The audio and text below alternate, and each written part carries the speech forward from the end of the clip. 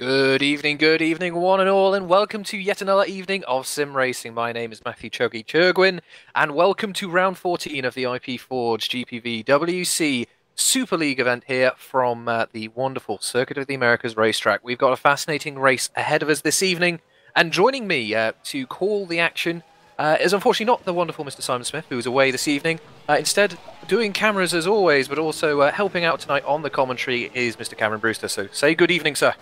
Evening everyone, this can only go well with me doing two things at once. I'm sure we'll be fine. I'm sure we'll be fine. I was just going to point out now, the track is wet in warm-up. It is indeed, and as I was just about to say, we are in for an interesting race this evening. We've already seen some great racing this week on very hot tracks, on tracks which have had downpours of rain, and we've come to Super League this week with the potential of one of our championships being wrapped up. CSG have the opportunity today, if they score just 5 points, to wrap up the Constructors. And we've seen some varied racing, some, well, potential championship ceiling races not quite go the way of some drivers. And, well, it appears that the weather has decided to play its hand in Austin. Of course, it's only in Texas where the championship dramas could get bigger. Anyway, we're here on the newest circuit we have on the calendar, only built a mere 4 years ago, and it's our first visit here this year to the Circuit of the Americas, a race course with a very technical Sector 1, a very fast Sector 2, and a very slow and complicated Sector 3. It's going to provide, I'm sure, some fascinating racing. With a variety of car setups which could all work equally as well, and when you're hitting the speeds well over 320 kilometers an hour, a single mistake can well and truly ruin your race. We've seen mistakes from drivers up and down the career ladder this week, Cam, and we've seen actually in races just before this, just the slightest of mistakes can cost that critical points finish which might help seal out a championship. As of course we're running towards the business end of this championship, we're looking towards who's going to claim the drivers and constructors titles. It really is now, isn't it, where you have to make sure you really dot every team, cross every I. Yeah, I mean, throughout the season, consistency has obviously been the key, and you look at some of the drivers who are in contention, and based off their previous record this season, you wouldn't bet against them doing well here again. I mean, you've got Fireduck, who has been Mr. Consistent all season. If the weather dries out a bit, he's definitely going to be up there. And it's the thing is, looking at what happened last night with Super Cup with the sudden downpour in race 2, and given that the track's wet now, it's going to be really interesting to see if some of the slower cars can perhaps make their way up towards the front of the grid. Absolutely, a little bit of unpredictability can always make things interesting. And, of course, consistency being the key. I've just realised I completely honestly got that turn of phrase completely the wrong way around. Anyway, we'll forget that. We're in our final few moments here of warm-up, as our drivers are preparing for the start of our 56 lap event here. One which I'm sure will have thrills and spills all the way through. And perhaps it might be a nice idea if we actually ride on board of a driver so we perhaps get an idea of what this amazing circuit is like at speed. And I'm just having a look at who could potentially would be a good candidate. I believe that Ollie Pelkonen will be going around any moment for the Woods Racing team. So, as we round the corner, Ollie, who's starting, I believe, P25, is now just crossing the start-finish line now, as we now make this very short run up to Turn 1. As you can see, a huge uphill inclination there, and the apex to Turn 1 is very open. It's been designed deliberately like that, but is also blind. You very quickly run out of there into Turns 2, 3, 4 and 5, a very fast-flowing section modelled off the wonderful section at Silverstone of Maggots and Beckett's. Unfortunately, Pelkonen, he's had a bit of a moment there. It's a little wet offline, and if you do get offline in this section, you can cost yourself all sorts of time. Anyway, been able to get himself back on the circuit here, and he's just making his way through the very tricky turn 8 and 9. As you can see, again, lots of elevation change there, which can really catch you out.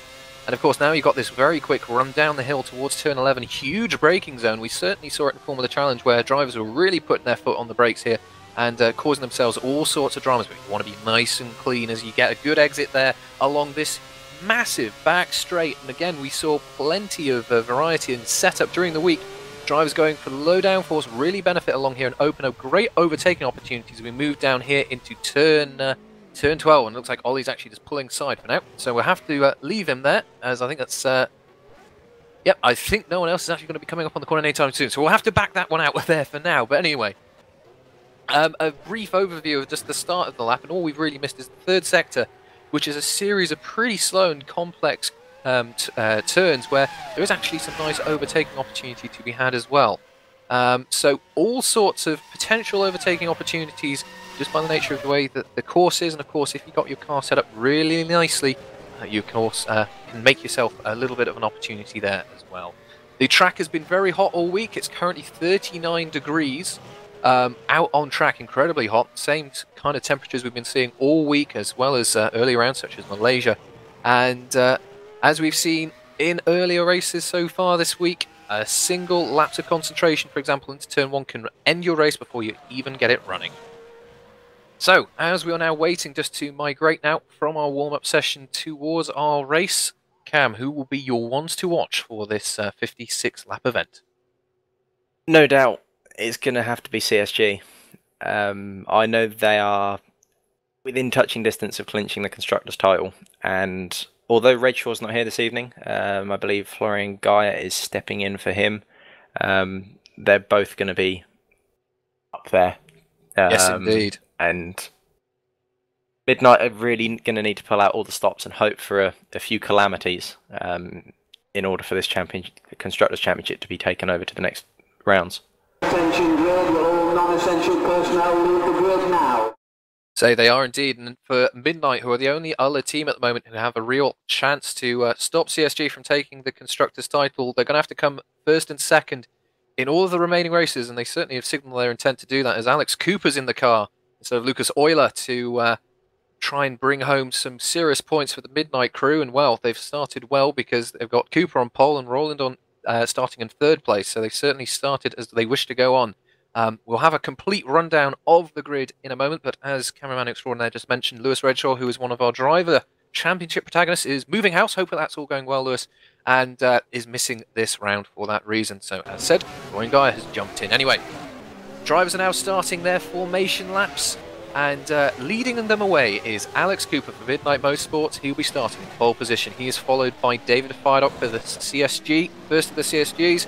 Current championship leader for the drivers. He looks to be hoping to be able to score a good bucket of points to help really put his hands on that driver's title. He's followed by Nick Rowland in the second Midnight Motorsport car, and he is then followed by the second CSG of Florian Gaia. So if the CSGs can hold position, they'll certainly get enough points to sign up and seal up that Constructors' Championship this evening.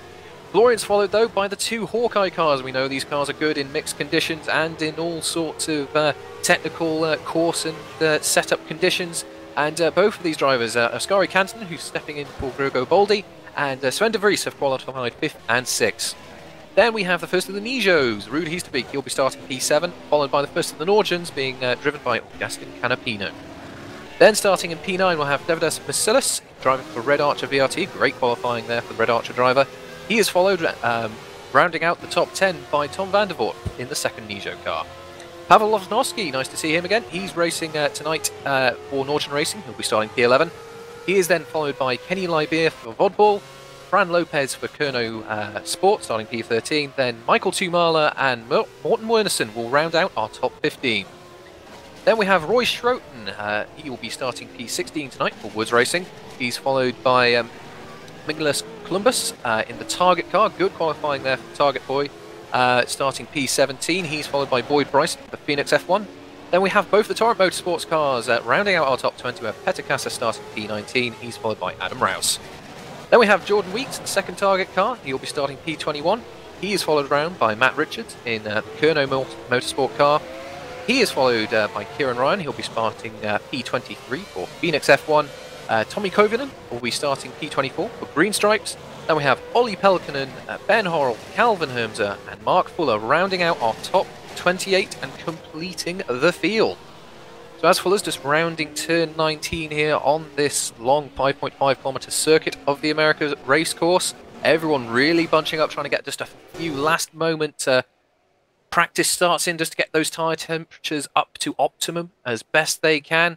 And as actually Cooper's now parked on the grid, he's going to be losing tyre temperature and brake temperature all along, and it's going to be critical for this run up to turn 1. So everyone now pulling into their pit boxes. The anticipation builds as we wait for everyone to line up and the lights to come on to signal the start of our race this evening. I believe that everyone is just about parking up now, and we will have our race underway in just a few moments' time. So now everyone's together. We've got 1 light, 2 lights, 3 lights, 4 lights, and 5 lights are on, and we are racing. Go, go, go, everyone. Now, launching off the line. It's not been a good start by Cooper, though, because he's been overtaken by Fardok and Roland, his teammate, as they run down into turn 1. Looks like Fardok's brakes a little bit late, and look at Cooper. Got a lovely line there through turn 1 and immediately gains the lead. Roland then follows him through into P2, and we've got Fardok in P3. Then we got Augustin Canapino. Great start there for the Nordschen driver, followed by both of the Hawkeye drivers. Great start from there from Augustin to really make a very serious impression on the race in this very early stage. Trying to keep an eye on where Florian's gone. He's dropped down to P8, so a bit of a disaster there for the second CSG car, but it is enough critically at this point. Meanwhile, just trying to keep an eye if anyone's had any dramas. Not by the looks of it. Everyone's got away cleanly as they run down into turn 11 for the first time. Now keeping an eye on, continuing to keep an eye on Florian Gaia. He's running in P8, but he's got Tom van der Voort in the Nijo very close behind. Let's see who's got the higher top speed, who's got the less wing, who can make the most advantage of that slipstream along this long back straight. In fact, actually, Gaia's got a really good stream there on the back of van der Voort's teammate, being Heesterbeek, as there's a bit of action just ahead of us there. So, oh my goodness, both Hawkeyes. Van der Vries now is up into 3rd place. Fardok must have had a moment there. He's fighting, though. He's fighting all the way back. He's just retaken 4th place. So all sorts of movement here from our top 5 on lap 1 as they run through this very long turn 16, 17 and 18 complex. Very reminiscent of turn 8 at Istanbul. Everyone making their way nice and clean. We've got starting of a bit of gap forming up in the midfield, but otherwise our leaders are rounding turn 20 for the first time to complete lap 1 of 55. Alex Cooper leads in what has been an absolutely superb start, exactly what he'll want and what this Simcraft Midnight team will need to try and keep this championship, Constructors' Championship running on. I'm in shock at the moment at how clean that first lap was. It's the creme de la creme of drivers, and I don't think I saw a single piece of carbon fibre going flying. Well, there you are. Massive credit to them with cold brakes and cold tyres going into that turn 1. Indeed. And especially that sector 1 left right maze. It is indeed. You get offline there, you can be in some real issues. But I tell you what, who's not having issues. Alex Cooper pulled out a 2-second gap already to the next car, being Nick Rowland, who himself has a massive gap back to 3rd place. So clearly the Midnight boys are looking, right, okay, we want to make an impression, we want to build a gap as soon as possible. And clearly they are making that impression known straight away. Our next... I think I just saw a spinner down at the hairpin at the start of the back straight. I'm not sure who that was, though. We'll have to keep an eye. It looks like everyone's moving vaguely, although we do have quite a few cars and actually quite a clump. Let's see if we can get an eye on what's going on. Yes, oh my word, a big fight for 11th place. Matt Richards in the Kerno. Wow, he's been able to move up the order, but we've got a group of 6 cars here, all fighting. We've got like, oh, Tumala's got a bit wide there into turn 13. He's just about kept it on the track, though. He's chucking it up the inside here for 14. Oh, everyone giving each other enough room. Good stuff, boys. And everyone's still going, but Tumali's dropped 2 places there. Richards, great drive there in the Kerno car, but goodness me, look at how much more downforce this Green Stripes car has got. He just absolutely drove onto the back of that Kerno car through the inverse turn 8 section there. So Richards, oh my goodness, lovely late move from Tumala. A little bit of contact. Yeah, a little bit of a rub, which you don't really want from these Formula cars, but everyone's just about got away with it. But goodness me, that Kerno car clearly being hustled for everything it's worth. Richards doing a great job. But pretty even on the brakes. Richards got the inside for turn 1. Just about holds it. Oh, a little tap there. I think it was actually from one of the Red Archer cars. Yes, it was Missilus. Just having a quick little sneaky peek. He's running P15 at the moment. Just casting our eyes, though, to the front of the field. Cooper continues to lead. The gap, though, 1.7 seconds. So it's come down a bit. Roland clearly wanting to try and make a march and not get left behind. Fardok, though, critically is up into P3. He's been able to get by both of the Hawkeyes. Still Sven de Vries leading the Hawkeye battle. And Canapino, he's dropped back down to 6th place. Florian Gaia, though, he's still running in the top 10 after a bit of a drama start. He's still running P8, and he is challenging Heesterbeek right now on the brakes. Down into turn 12. Nicely done. Nice and clean. +1 for Florian. That's going to help the CSG secure the points they need to take home the Constructors' title today. But as you were saying just a second ago, Cam, great clean driving on a course which definitely has a lot of, if you will, choke points almost through some of these apexes. Good to see that no one's encountered any dramas so far. Yeah, I mean, despite the fact they've got the entrances to the corners widened, when you race on this track, it seems a lot tighter than it is. I mean, quite a few of the corners, they only sort of have one line through them. And it takes real skill, especially on the fast sections, to be in such close proximity with other drivers and not make contact. And another thing worth noting is that there seems to be quite a mix of tyre compounds in the top 10. Like you've got the CSGs, who I believe are both running on primes, then you've got other cars such as the Nijos, and they're running on the options. So it's going to be quite interesting to see who wears their tyres out, especially with these fast, long corners. Very good point. I hadn't actually realised that. I mean, it's such the norm for everyone to run on the option tyre, the stickiest tyre available. But no, yeah, you're quite indeed correct. We've got both CSGs running on primes, and we have got one of the Nijos running on primes. So clearly trying to run a bit of a counter strategy to everyone else. Of course, if track temperature continues to build, tyre wear could be an issue. But we did find last night actually that tyres lasted a bit more than expected. So there you go. Also, though, worthy of a shout-out is Fran Lopez. Great driving in the other Kerno car. He's currently running P10, so great start for the Kerno boys. Clearly been able to make a big impression early on, as Heesterbeek and Van der Voort, teammates, battling over P8 and P9. Looks like a little bit of a change of position there. Van der Voort now getting ahead up into P8. That looked nice and clean. But the gap, though, interestingly, between Cooper and Roland is stabilised about 1.8 seconds now, so not much between the Midnight drivers. Interestingly, though, Firerock is starting to gap ever so slowly. He's starting to pull away now from the Hawkeye drivers of Sven de Vries and Askari Kantanen.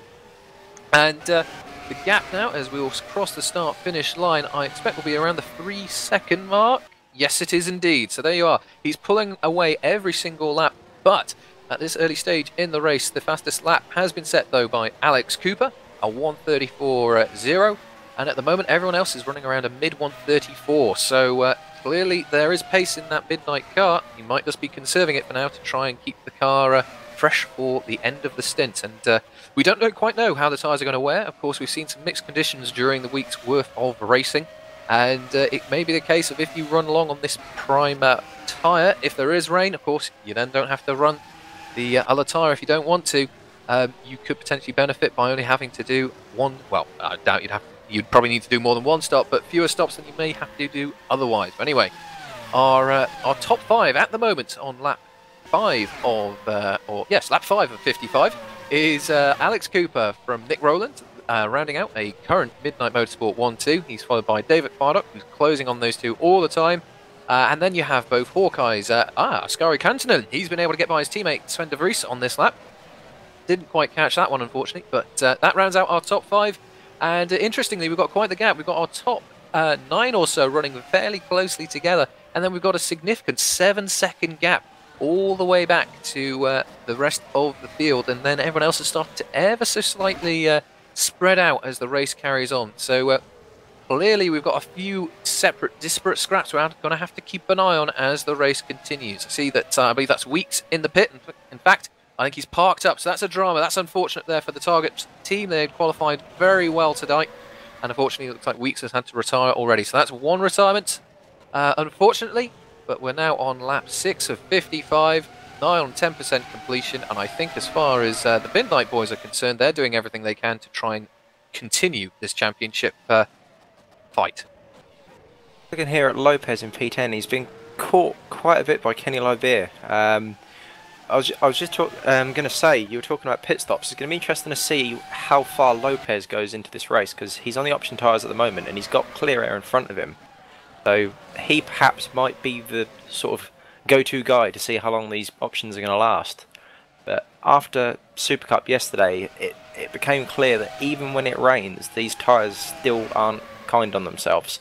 So you don't gain much in tyre life with a wet track. The tyres still seem to eat themselves up. And yeah, like they're taking a little bit of a bite out of Lopez's rear diffuser. Yeah, a little bit of a nibble. He clearly wants to be well and truly up alongside and with that Kerno car. Well, you don't do it like that, I'm afraid, Kenny. But look at that.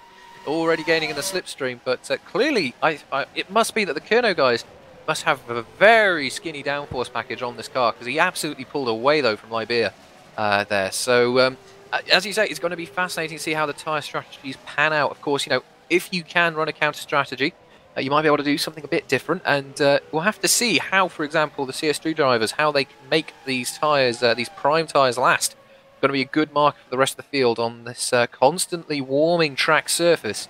It's going to certainly be useful to, of course, our race engineers who are on TeamSpeak with the drivers, talking them through what's going on around them, and help them to call the right decisions to try and get as best possible result for them. But anyway, as we've been mentioning all this, slight developments up the front actually. Firedock has been continuing to close down Roland, and in the same vein, Roland's been able to continuously catch up to Alex Cooper. So I think these three are going to have a real fight before long. Roland, a little bit of a lock up there down into turn 11, but you can get away with that just about. Got a good exit though, critically, as we go onto this back straight. So these three I think are going to be together before long. Cantonen, interestingly, in the Hawkeye, has been able to pull a bit of a gap from who is now following him, Augustin Canapino in the Norton. Again, doing a great job for Norton here. Been able to get by Sven de Vries. Oh, goodness me, look at Sven de Vries though. In his mirrors, he's alongside down into turn 12. Can de Vries get the car stopped? Yes, he can. That Hawkeye's been handy all year. Perhaps not had the results it's really deserved, but he's made it work there. He's got himself up into P5. We'll have to see if he can defend, though, through the stadium section. We have seen a few drivers go very tight here into turn 15 and just get that inside line and just cause the driver ahead a real issue. When can they get on the power or not? But anyway, de Vries has been able to hold on to that one for now as we run into turn 19 with the top 5 here. And we continue to have, it's fascinating, not seeing this at all. We've got basically our top 10 all pretty much together. We've got a bit of a gap, of course, though, between P3 and P4. Should mention that, about 7 seconds. But then we have a huge gap all the way back to P10 and 11, and another huge gap all the way back to P13, or P12 and 13. So clearly there's car performance is really going to be a differentiating factor. And clearly some drivers are making hay while the sun shines. Just looking at the gaps between the top 3, and I think I missed it, but I think the 2 Midnights possibly are on options. They are indeed. I'm wondering whether perhaps their tyres are starting to lose a bit of their life, and Firedock perhaps on the primes being able to be more consistent with his lap times. Well, possibly. Certainly on the last time round, Firedock was actually 5 tenths quicker than Cooper and 2 tenths quicker than Roland. So that very may well be a factor, as unfortunately another retirement. Adam Rouse of the Torrent unfortunately has had to park up for this evening. So that's 2 retirements so far, which is a great pity, but I'm sure they'll be back for the next round. But no, good spot indeed. Tyre life is going to be tricky in these very, very hot conditions, and just keeping an eye here on Cooper as he was just running through the stadium section there. Lockups into turn 15 and a little bit of tyre left on the track on acceleration. So clearly these tyres starting to feel a little second-hand, and going through turn 19 there, Cooper using all of the curb and then some, nearly running onto the anti-cut there, but just about keeping it together. So as we cross the start-finish line, the gap between Cooper and Roland is 1.1 seconds. The gap, though, between Firedock and Roland, just 4 tenths, though. So we're going to have to definitely keep an eye on that one, as our leading group now actually are slowly starting to catch some traffic. I believe that's Pelkonen, who will be their first lapped car to pass. But meanwhile, Cantonen continues to make a gap now. And now he's had to just get a chance to get his head down in some free air. He's now got a 3-second gap to Sven de Vries, who's continued to hold Canapino. Oh, in fact, hello. Canapino's back down to 7th. There's Florian Gaia clearly coming alive now in the CSG. Perhaps tyre wear being the factor here. He's now moved his way up from 8 all the way up now to P6. And he's already, by the looks of it, starting to think about what he's going to do to try and get behind de Vries. So this is very much, I think, actually, we might be into that tyre time, as we now have to cast our eyes to P3 and P2, because it's now Firedock and Roland. They're really side by side. Firedock ever so much slightly later on their brakes down into the apex. Slight lock up for Roland there. Oh, gets it stopped though, but critically they both get through and they do not cause each other any dramas. But look at Cooper just ahead, just riding on board here with Firedock. You can see the tyres on Cooper's car. They're trucking up little puffs of smoke and leaving little marks on the track surface. If you are driving a car and you see your rival up ahead struggling with tyre wear, all it's going to do is put a grin on your face. As now we've got Pelkonen well and truly in the way. Oh, is that Cooper getting by? Oh, I'm not quite sure if Pelkonen was quite sure what was going on there, but I think Pelkonen tried to let him through and Cooper thought that Pelkonen was going to stay on the racing line. I think so. They do say in all the textbooks that if you're being lapped, stay on the racing line, because at least the driver who is lapping you knows where you'll be, but... Oh, Roland fancies a bit of that. Oh, he does. I like that. A nice little cheeky dive bomb up the inside, but I think Fardock saw that one coming, and sure enough, got a nicer exit there and has retaken the place. But that is the beauty of Turn 1 and Turn 11 in particular, designed to be very open, multiple lines onto the apex. And we've seen drivers across the week using all sorts of lines through there. And good to see no contact was had, so very easy to do over that blind apex. If I was Cooper or Roland now, I think if this pace of theirs is due to tyre wear, I'd seriously consider perhaps pitting now. But obviously they've got to take into account traffic. They do indeed. Some of the tight sections around this track. I mean, obviously I'm not the king of race strategy, but it does seem to me like the tyre to be on at the minute is the primes. Does indeed. It certainly seems to be the tyre to be on, as you say, and of course there is the old adage, being on the right tyre at the right time is all important, so...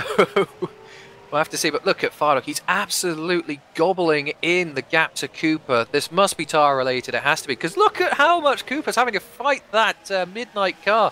Get it out of turn 15 there as quickly as he could. Meanwhile, Fardock's just going, oh, I'm having a lovely day, thank you very much. I'll just wait for my opportunity to pounce, and I shall indeed. Do they pit in? No, they do not.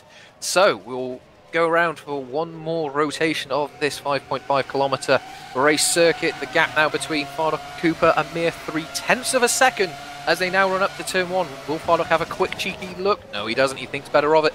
Fardock, of course, is in the Drivers' Championship battle. He knows if he can score a good bucket of points tonight, it's going to help him secure that Drivers' title. He's going to have to play it smart. A dive bomb and a spin and a retirement would not be what he or the team wants to try and secure either of the championships up at Grand Prix and Super League. So, Fardock, I think, driving, as we've seen across the season, to be fair, with some real wisdom and forethought. You know, you can only win a race by running around on that last lap, so no point throwing it all away in the early stages. But goodness me, look at a superb exit there from Fardock, round turn 11, well and truly under the gearbox there of Cooper. As we now run along this long back straight, will we be able to get a slipstream move done? By the looks of it, he's already alongside, got a great drag out of there as we now run down into the braking zone. Cooper, I think, lets him have that one. Fardock locks up as he tries to get his CSG stopped, but Fardock takes the lead from Cooper and Roland, doing everything right so far. Clearly the tyres, the prime tyres, are the ones to be on right now. We're on lap 11 of 55. We'll have to see when the Midnight Boys pit in, because I think they are going to be the barometer for our prime, for our option runners. Sorry. So we've got a few more lapped cars ahead to deal with. They may be a factor. We'll have to see. But Fardock driving a brilliant race so far, and neither of the Midnight cars pit. So clearly this must be an arranged strategy. They're running to a particular target lap to make the tyres last and perhaps do as few pit stops as possible, but Fardock reaping the rewards on the right tyre. I was then going to say about Roland seems to have a lot better traction coming out of the corners than what Cooper does, and I guess that is the reason why Roland has just gone through into P2. Cooper seems to be spinning up the tyres out of every single corner, and Roland just has the car straight and just gets the power down, no problems whatsoever. Yep, subtle differences in driving style can make all the difference, and we're seeing it now. Yes, indeed, just so much more traction on Roland's Midnight car. Clearly he's been able to keep those tyres just a little bit fresher, and well, there you go. And it's at times like these that, you know, if you are the leading car of the pair, you know, you will get the call on the pit stop. So that might be a critical pass as these two try to, well, get first and second. It's the only way they're going to be able to make the constructors battle run into the next races. Oh dear! Oh dear, that was a bit of a miscommunication. Don't know if that was lag. I certainly saw Fuller and Roland. Some lag playing a part in that, but yeah, that was not ideal. But thankfully, it looks like no front wing is still on for Roland though. Yeah, that's the critical piece, and by the looks of it, it's not really affected too much else on Fuller's car either. But ooh, a little unfortunate. Perhaps Fuller could have perhaps done a little more. But the problem is, of course, especially with this stadium section that the drivers are running through, it's pretty much all one line. If you do choose to stay on the racing line, you're going to be well, you're going to be a bit of a rolling roadblock. But it's Cooper in the pits. Cooper in the pits. Ah, well, there you are. So clearly the tyres have gone away for Cooper. He's gone right. Thank you very much. I'll have a fresh set of boots. Thank you. And actually, this might be a primes going on. It is indeed, and it's a beautiful bit of strategy actually, because if he gets a decent stop, he'll drop into some clean air. Yes, indeed, he will. As he pulls away, he'll come out in P9. But critically, he will have plenty of fresh air to run into. He will have a single lapped car that he'll have to deal with, that being, I believe, Covenant, who might be passing just about now. So good pit stop call potentially there. Ooh, trying to really get the car there through turn 1, get a real hurry up going. So the question now will be, who and where will the undercut occur?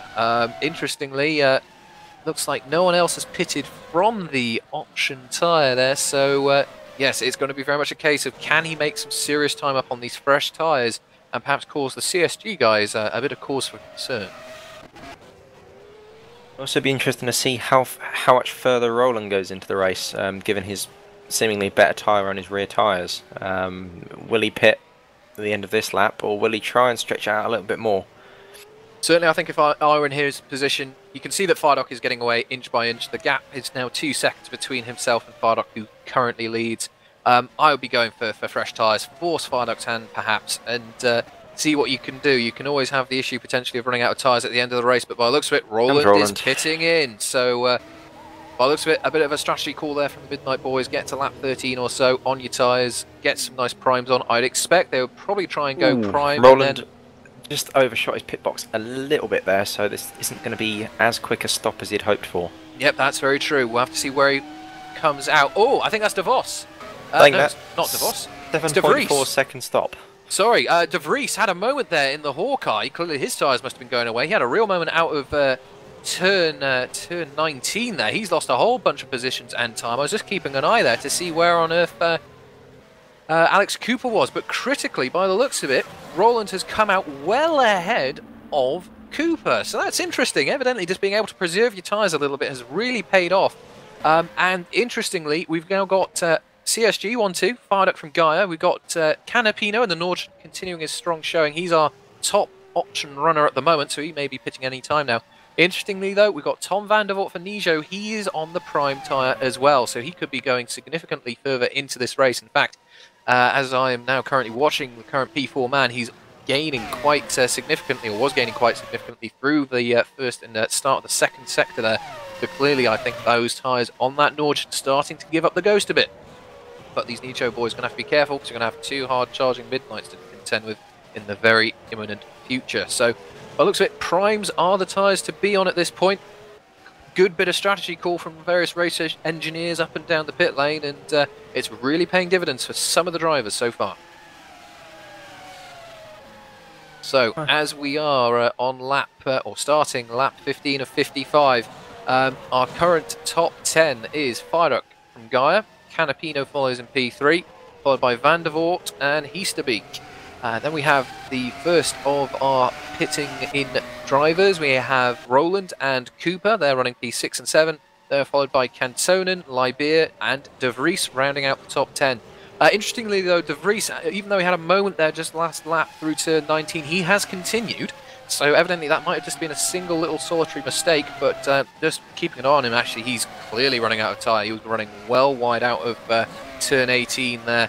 And, oh, I thought he was making a dive for the pits. No, he wasn't. Libeer, though, just ahead of him for Vodball, currently running P9. He'll lose that, of course, to Sven De Vries. He now pits, so we'll have to see what tyres he goes on to. If everyone's making the move to the prime tyre, certainly seems to be the one to go on at the moment, and he is indeed. So he's now pitting in.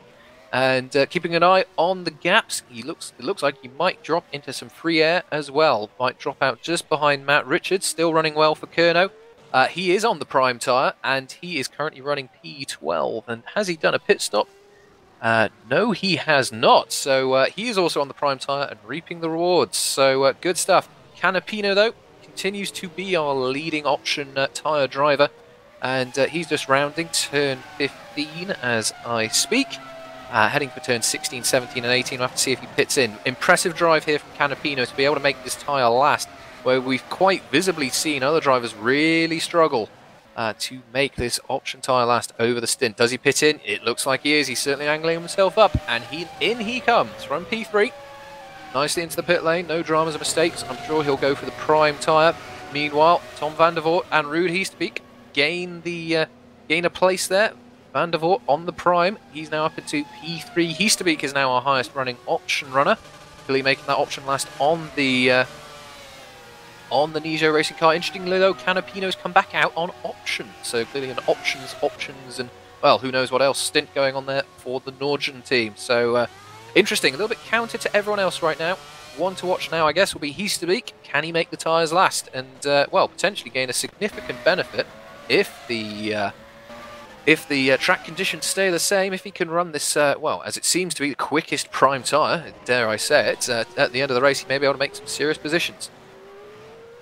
That decision from Canapino to go into the options game is surprising me somewhat, because I was expecting them to all go primes once they'd got their options out of the way, given the seemingly lack of life that the softer tyre has. Interesting development. Sorry to talk over you. We now have our first, I believe, prime pitter. It's Matt Richards for Kerno. He's now pulled up. He slightly overshot his pit box, but by the looks of it, he's going back out on the prime. So clearly that prime working well for the Kerno team. Sorry. He will rejoin in 18th place, so that's not too bad, and he's just been lapped by Firedock. So he is now a lap down on the leaders. So just about rejoining. A little awkward there with Horrell, but thankfully they just about got through there without contact. Sorry. Firedock continues to lead though in magnificent fashion. 10-second gap now between himself and his teammate, both starting on that prime tyre. So clearly the CSG really working the prime tyre well, and they're going quite a distance into the race. We're coming up to 1/3 race distance complete, as by the looks of it, Ruud Heasterbeek has just pitted in. He was our top option runner, as it were, and he's now gone onto the prime tyre as well. So Cooper and Roland, Cooper ahead of Roland critically. Clearly Alex has been able to get by there at some point. They have now both moved up a place. Our current well, last man on the option tyre from, I guess, the start of the race is now Kintonen for Hawkeye. So there you go. Lots of interesting counter strategies. Was not expecting this, to be honest. I thought it'd be a fairly quick and easy. Well, if you can make the tyre last in the heat, you'd run with the stickier option tyre, but it doesn't seem to be the case so far. No, and I'm one thing that's also in the back of my mind is perhaps one or two of these race engineers possibly have the thoughts of maybe rain on the horizon. Quite possibly, it's on the cards. It's if Canapino can find the speed on these options and it rains, he doesn't have to run the primes. The issue being, though, of course, that if it does rain and you've been on the slowest tyre the whole time across a stint, then what's it really gained you? It certainly, is an interesting decision. We'll have to see if it is a stroke of strategic genius or not when we get to the closing stages of the race. But we have seen race. Yes, we have seen race. We have seen rain across the week so far, and you never know, it might happen again, as I believe Van der Voort is in the pits. Yes, he is, and he's putting on a nice sticky set, or brand new, stickier set of the prime tyre. So he will actually come out of the pits. Where are people around him? He will drop down, I think, probably to about 7th place once he gets out and round turn 1. But clearly been able to make that prime tyre work on the Nijo car, and that is a pretty good return so far for the Nijo boys. Good race strategy so far. Now, we've been mentioning tyre calls and all the rest. Of course, Cam, you were last night calling race strategy for the TSA team in Super Cup. How was it? I mean, was it a case of you having to keep an eye on what your rivals were doing and try and mirror them, or was it a case of, okay, you're looking at conditions, you knew that there was some weather in the area, perhaps a bit of a gamble?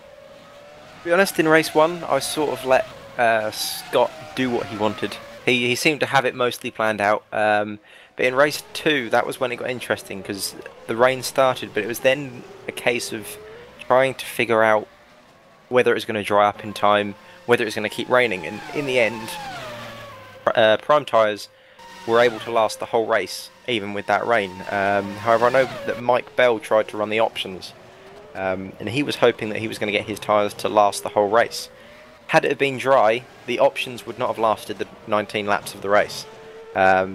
Because even with the rain, I think Bell finished with about 5% of his rubber left. And that was after two or three stints of rain, if you like. There you are, so yeah. Even with that cooling, the tyre wear seems to be quite a major issue. It does indeed. Well, speaking of what isn't major issues, David Firelock, he has just pitted in. He's bolted on another set of the prime tyre, and he's rejoined not only in 2nd place, comfortably ahead of Cooper, but he's been able to do it, and he's got relatively clear air. He's got Kieran Ryan just ahead of him, but he'll be able to clear him fairly quickly.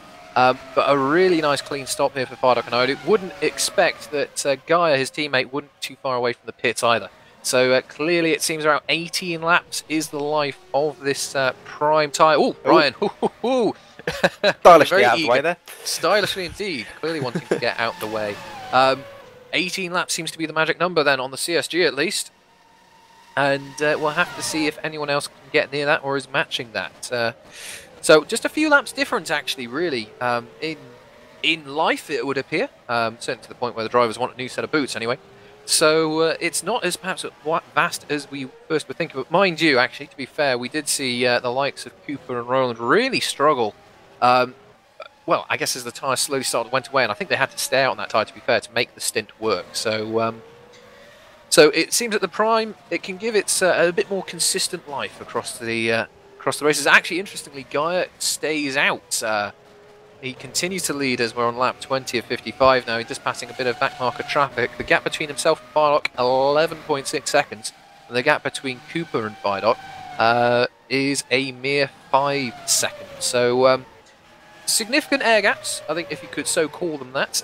But gaps all the same for drivers to try and make an impression on one another. It's at this point in the race, certainly I found when doing things like World GT last year, that you start to settle down, you get into your rhythm, but then you also become very aware of the fact that you're racing people and you can't really see them. So you're very reliant on trying to almost second guess where they are.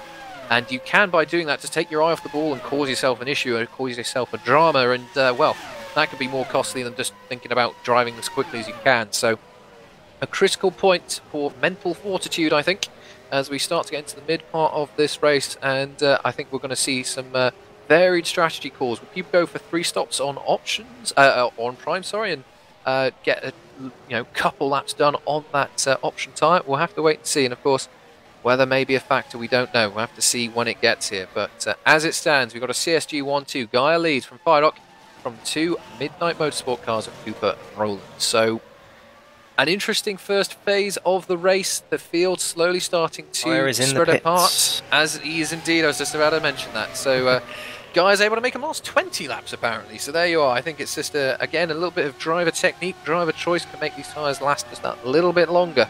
As he now pits in, what does he go for? Looks like Primes as well. So Prime seems to be the popular favourite tyre, if you can have a popular favourite tyre, of choice of the field at the moment. Our top current option runner is Kantonen still. He's still on that option tyre. And then we have Kanapinu. He's our next second highest option runner. Of course, we definitely did a double option stint. I would suspect that Ascari's done the same as well. Ira's got out in front of Roland.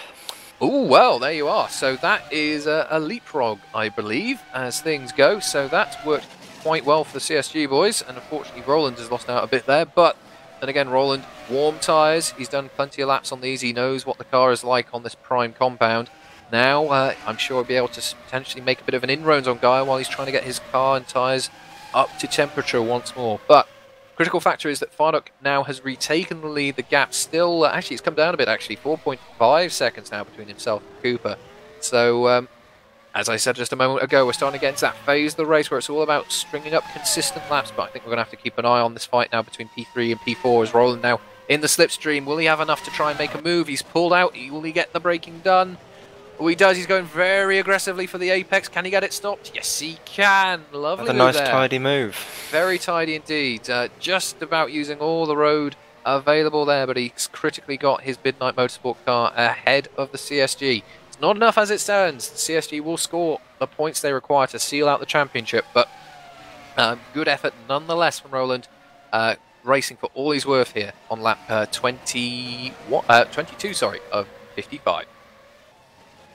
Interesting to see if Guy can make these prime tyres go just as long as he did in his first stint and possibly get him even closer to Cooper. Because, I mean, from what I remember, he's a lot closer to the 2 Midnights than he was before the stop. So perhaps he can maybe leapfrog Roland properly in the next stop and then maybe be right on the back of Cooper. You never know. As I've got a car stopped at the moment in between turn 12 and 13, just trying to pick out who that is from our list here. He's got himself moving again, so clearly that was an interruption rather than a crash in an instant, which has taken him out of the race. Which is good to see. Everyone carrying on as we stand. Still only just had the 2 retirements, so we've still got 26 cars contesting positions here. Our gaps now, though, has significantly increased across that first range of stops. The gap now between first and 10th after the first range of stops is 1 minute and 10 seconds. So clearly, as drivers have been able to get themselves into free air, they've been able to make some significant time on everyone around them. Interestingly, though, the gap continues to come down now between Fidock and Cooper. Now, the issue that Fidock's got at the moment is he's just got a little bit of backmarker traffic to have to make his way through. He's just been able to clear one car. He's got Schroten ahead. And goodness me, you can see the difference in car performance there. Fidock really been able to gain a lot of momentum through turn 19 there, and Schroten getting out the way nicely. Looks like actually Schroten and Horrell, I think they must be fighting for position there, so that's why they're fighting over his slipstream. It does indeed appear that is the case, but thankfully they've been sensible and not avoided any dramas. It was, whoa, Schroten taking a very aggressive line through turn 1. Not hit a CSG. Yeah, especially when they're fighting for championships as they are, so that would certainly have caused a bit of a stink. But anyway, no contact was made, and you can see actually the CSG has been consistently one of the best cars that the field has to offer. And you can see going through this very technical first sector section just how much of a gap he's been able to pull on Schroten and Horrell there. Just a clear demonstration of well-spent R&D, bringing good package upgrades and things to this car to really bring home the advantage. And I think across the year, you can't deny it, CSG, they've been mighty consistent with their point scoring, and although they perhaps may not have been the quickest car completely and utterly in ultimate pace, they have been the quickest critically over the race distances. So there you go. Consistency is the key. We know this, and CSG have proved it. Anyway, the gap continues to shrink between Cooper and Fidock, now down to 2.2. Last time around, yeah, Cooper was a full 1.5 seconds quicker. So clearly, car working very well for Cooper on primes. We know Fidock's been pretty handy on the primes so far. We'll have to see how far he can make them last. Now the car's getting lighter, of course. Should take a little bit of wear off them. But if they do, for example, another 20 laps so stint, they'll have about 16 or so laps to do on the option tyre. If they can make it last that long, that would be a good result, but it's certainly going to be a challenge. Now, just keeping an eye on other fights that we've got developing at the moment. Interesting fight now developing for P6 and P7 between Van der Voort and Canapino. Canapino, sorry. Interesting because Van der Voort, of course, was running on primes from the start. Oh, Richards! Oh, yes, what happened there? Goodness me, just come across his very stationary car. Plenty of tyre marks on the ground there. And oh dear, he's had to retire. But goodness me, front wing missing, rear wing missing, rear left and front right gone from that car as well. So clearly a drama there. Just trying to see what happened on the replay, if we can fetch one. Certainly happened a little while ago. And oh, goodness me, a big snap oversteer moment out of turn 19. He's hit the wall and flown across the track, in fact. So thankfully didn't collect anyone there, but a real shame. He was running really strongly for Kerno today. But I'm sure he'll be back giving it his all next time out in Abu Dhabi in 2 weeks' time. So unfortunate there for Matt, but you know he will bounce back strong. Canapino's just binned it. Oh, goodness me. What position is he in now? He's still in P7, as reading here. Didn't quite catch what happened there. Let's see. Running through the first sector. Does he have I think he just got on the exit curb and it snapped on him and overcorrected. Well, there you go. Oh, yes, indeed. He just, I think, put a little bit too much power on out of the exit of turn 9. He's gone straight on into the wall. Disaster for Nordström. He was doing superbly well. Had a great start, of course, early on off the start. So a real shame there for Canapino. Actually, just about to call him out for actually catching up on Van der Voort, of course, running opposite tyre strategies. So perhaps he predicted the commentator's curse. Perhaps he did. Who knows? But a real shame there for the Nordström driver. Again, I'm sure, though, he'll be back with a vengeance in Abu Dhabi in a few weeks' time. Anyway, I guess the beneficiary, if there can so be one, is Van der Voort, running quite wide there out of turn 19, but just about getting away with it. As all of a sudden he doesn't have to think about defending, he can just think about trying to make that prime tyre last. Interestingly though, current highest option runner is Kantonen for Hawkeye. He's currently running P5. I believe he also has double stinted on that option tyre. Clearly he's making it work. He's only, 25 seconds now from the lead. But speaking of the lead, actually, goodness me, we're going to have to keep an eye on this because Cooper well and truly in the slipstream now between himself clearly wanting to make an impression on Fidok, but interestingly, he's not been able to get anywhere close into the final third of that straight. Maybe a case of he's perhaps running just a little more wing or has a slightly lower gearing, so he doesn't have the top speed, but not able to make an impression there.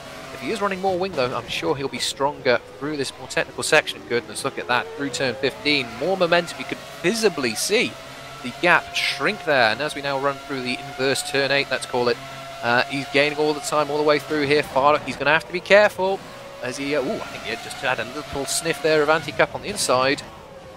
As we're now riding on board, cameraman extraordinaire has found the nice camera position to keep an eye on this one. It's going to be interesting as we now run along the start-finish straight up towards turn 1. We've got a back marker in the way. If everyone's sensible, this should be very close, but sensible nonetheless. No contact or dramas. If Cooper has got more downforce, and if that is the case why he's not as quick, he's got to make this this high downforce setup work in this sector. And you can see he's carrying a lot more speed actually. Very quick there through turn 6 against Fidok. If he gets bottled up behind him just because he doesn't have the straight line speed, it's going to wreck his race. Only real options are to pit in and try and force a sort of a situation where he can get some free air and potentially leapfrog him, but I don't think that's really going to work. I think that was Cooper just holding back there, making sure that he was still in the slipstream instead of going for the overtake. Because obviously any difference in top speed with these two cars is purely setup based. They've both got the same engine block in the back of these cars. So potentially different gear cogs, but Cooper's got that one done. Lovely across the apex there and across the curb. Yeah, just a little bit of a slow exit there as cost Fidok. He locked up on the way in and he was slow on the way out. What's the old saying? Slow in, fast out? No, it didn't quite work that time, but anyway, Fidok, he's dropped position now, but it's not the end of the world. It's only a 10th and we've still got a significant distance to cover. And we'll have to see if Cooper is equally aggressive on his tyres as he was in the first stint. Interesting, though, that it seems that the Midnight cars really have come alive on this prime tyre. They seem to have just a little bit more than the CSGs at the moment. They're not doing enough, though, to continue the championship hunt. And moreover, the CSGs are running well in the points, so they wouldn't be able to do anything even if they did get a 1-2. But interesting to see the Midnight well and truly exerting its performance dominance. I've had a little comment from Matt Richards after his hefty crash. It seems as though T500 Thrustmaster wheels hurt a fair bit. Oh dear. I think that's probably the first major crash he's had since getting that T500, and apparently all of his thumbs are bent. So, oh dear. Note to T500 owners, take your hands out of the wheel when you crash. There you go. This is how authentic the sim racing is. If you don't let go of the wheel, you're going to do yourself a discomfort. Worst I've had is a slight cut when one of the gear shift paddles caught me when I was downshifting on my G27 and going out of control. But anyway, sim racing, it's not normally dangerous, but sometimes it is. Anyway, Cooper is now pulling ahead of Fidok, gap up to 0.8 of a second as Fidok's having to make his way around Liberia. Little awkward there. Liberia just found himself on the apex with nowhere really to go. Thankfully, did just about leave enough space for Fidok. Gap, though, is increasing, so clearly the Midnight really liking these prime tyres as the weight of the fuel burns away the track up to 40 degrees now. Not the hottest we've seen this week, but certainly not cold either. It's developing nicely for Cooper, and if you continue to put in quick lap times, I mean, he was almost a second quicker last time around than Fidok. He's going to really seriously assist himself for further and later on in the race, because of course he's on older tyres, so if you can really make him work now, may just pay off for him as the race continues. Meanwhile, just keeping an eye on other scraps which are going on, we've got a good clump of cars going round at the moment in or through Sector 3 around turn 15. I don't think these guys are racing each other, but everyone giving each other plenty of racing room, which is good to see. And to run through, I think it's about time actually for a run through of our top 15 runners as we're approaching, in fact we are approaching the halfway point of the race. We currently have leading Alex Cooper from David Fidok. They are followed by Nick Rowland, and Florian Gauer rounds out the top 4 for CSG. Then we have Tom van der Voort for Nijo. He's currently leading both the Nijo drivers. That was a change of position which just occurred. I think Ruud Heestebeek actually just pitted then. Potentially, I don't know. But anyway, van der Voort leads the Nijo pair in P5. He's followed by his teammate Ruud in P6. Skari Kantonen for Hawkeye leads the Hawkeyes round. He's in P7, followed by De Vries in P8. Missilus for Red Archer, continuing strong showing for the Red Archer team. He's currently running in P9 with Kenny Lybeer in the first of the VOD balls running P10. Roy Schroten, now that was actually a move for position there. Nicely done into turn 12, getting it just about stopped on brakes. He's currently running P11, but he's got Morten Wernerson fighting him for P12. And we've got Pavel Lovnosky for Nordschen running P13. So we've got these three all fighting for position right now. Let's ride on board with this. This is going to be fascinating to see how these cars all try and make their way through inverse turn 8.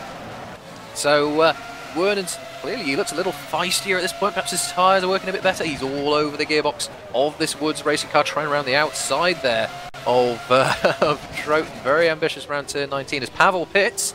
So he's going to drop out of this fight temporarily, but Wernerson, he's got a good exit. He's already, massive run out of turn 20. But look at that.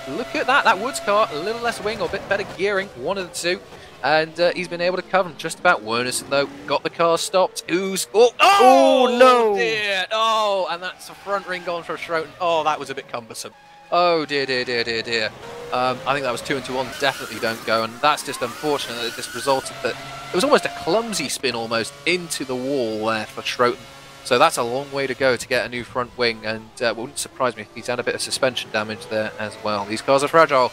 They're very quick, but they're also very fragile. In fact, actually, I can tell. I think that's a puncture he's got. So, I think that was just the case of them perhaps not realising that they were quite as close as they thought. Yes, indeed. The corner's very twitch. Yep, corner's very wide going in, but it's very narrow going out. So, unfortunately, 2 cars into 1 definitely don't go. We just saw that as a very physical demonstration. But there you go. Forgive me for being wrong if I am, but where is Cooper? Where is Cooper? That is a very good question.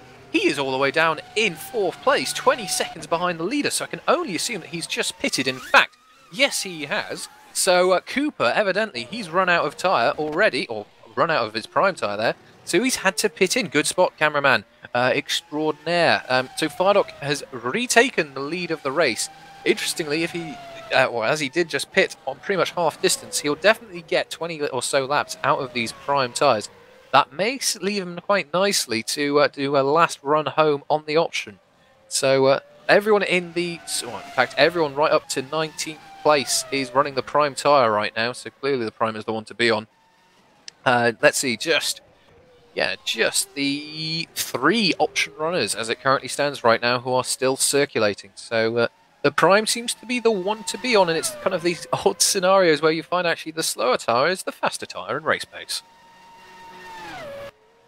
Bizarre situation that I'm glad I don't find myself in. I've never been able to understand tyre strategy and whatnot, which is precisely why I don't normally do race engineering. But there you go. But it also proves actually the point that you really do have to be on your toes almost when you do, of course, your practice for the race, and of course when you're running around. You know, being the fastest driver is one thing, but to win championships consistently and to win them in the fashion that, well, by looks at CSG will wrap up if things stay the same. Of course, no curse to the commentator going on. You know, it takes a bit more than just being a fast driver. It takes a whole team contributing, and clearly, you know, the car setups have been spot on, the car development has been spot on, and clearly that's really worked. They went with that counter, they went with the prime tyre off the start, and look, it's really benefited them, even though they didn't get the best starts, Fardock and Gaia, perhaps potentially due to the fact that they had a little less grip off the line. They are leading quite comfortably. I mean, Fardock's got a 17-second gap to his teammate. In fact, Cooper actually has overtaken Roland, by the looks of it. Yes, Roland has pitted in, so that's a swap round in the pits. But no, clearly they've been able to make the tyres work. They realised that the prime was the one to be on, and they are reaping the rewards right now. We'll just have to see, though, if Cooper and Roland in the Midnight cars can do anything about it as the race develops. Cooper, though, clearly feeling pretty fresh and feisty on the prime tyre. He's really gathering in now. Florian Guy, he was half a second quicker last time around, which on an outlap is saying something. The gap as we go into or onto the back straight here, heading towards the turn 12 and start of sector 3, was 2 seconds. We'll have to see if that has changed at all as we now break down really heavily into turn 12. Lovely through the apex, nice and smooth onto the power as you run down into turn 13. Bit of a Mickey Mouse section but still test the drivers all the same through 14. Very open turn 15, plenty of space to potentially chuck your car in and cause an issue. But Cooper's navigated that really nicely in the gap now, down to a mere 1.5 seconds, so a half-second gain there through that middle sector. Clearly the tyres are coming up quite nicely here as Gaia, he's got Liberia ahead of him, so a bit of traffic to contend with as well, so that's not going to help him potentially. But as Cooper, he crosses the start-finish line to complete lap 31 and start lap 32, has Gaia well and truly in his sights, and with plenty of race still to go, Firedox certainly looks to be in the pound seat. Can keep doing some nice quick laps, he might be able to almost get a pit stop in on third place now. Cooper just got past Liber nicely there, so he got past the traffic nicely before the complex and tight sector 1. Yep, indeed. Wasn't held up too much. Of course, the kind of ironic situation almost with with traffic is, as the leader, you perhaps will alert the back marker to the fact that fast traffic is coming through, and you can actually make it easier almost on people that the leader is having to perhaps fend off. But oh well, that's racing for you. It's a funny old game, but tell you what isn't a funny old game. Cooper's pace, another few tenths taken out in the first sector. Gap now down to 1.3, so he's gaining all the time. Clearly the tyres up to... Oh, goodness. Trucking the car in and then some, sideways into the corner there. Cooper really pushing. Trying to get the time back to Firedox. The worst case scenario at this point is if Firedox could get a pit stop in and come out ahead of Roland, that's really going to help him make an impression on the latter stage of the race. Anyway, as Guy's now got more traffic to contend with. Oh dear, it all like buses, all the traffic turning up all of a sudden. He gets by Oh, Pelkonen! Oh, unlucky. A little bit too much right foot potentially. Somebody else who wants to do it in a stylish way of getting out of the leaders. I think so. Well, if you're going to get sort of coverage on a broadcast and you're leading or you're not in a fight, what do they always say? Do something spectacular. There you go, Ollie. Contributing to the spectacle, which is Super League tonight. A bit like Max Chilton, really. Yeah, absolutely. Binning it into the tyre barrier. There you go. Again, the the adage "do something different" has proved work both in tyre compound and strategy tonight, and in getting broadcast coverage. But there you are. Long and short, though, is that the gap now down to 1 second between Cooper and Gaia. This by far and away the closest fight, as I can see here from my track map. So we will keep with this one, as we've now got Roy Schroeter ahead of Gaia. It literally just does not stop coming now with all this traffic, and I'm sure Florian will be going, oh, why me with all this traffic? But I'm sure he'll be able to get by them. Of course, back markers, we have had potentially that one slightly lag-assisted moment there where the leaders caught up to a car right at the wrong place at the wrong time. But everyone seems to have been pretty good so far, as again, Cooper, very late on the brakes down into turn 12. He clearly wants to catch Gaia sooner rather than later. Anyway, just saw a little bit of a lock-up there from Gaia as he ran through turn 15 there, but that's only going to help Cooper. He's going to see that perhaps Florian's tyres are going off. We saw that he did 20 laps on them in the first stint. Can he do another 20 now? We'll have to see. He's got another 8 or so laps to complete before he gets there. He's now right on the gearbox, though, of Schroeter.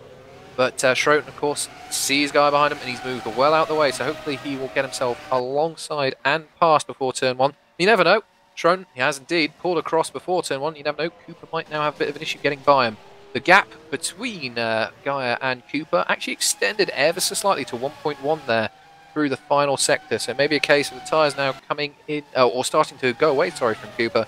And Gaia's just starting to get a bit of free air now. He doesn't have much traffic now for, I'd say a good 10 or so seconds. So let's see if he can start to really pull away as we are starting to get towards the 2/3 complete point of the race.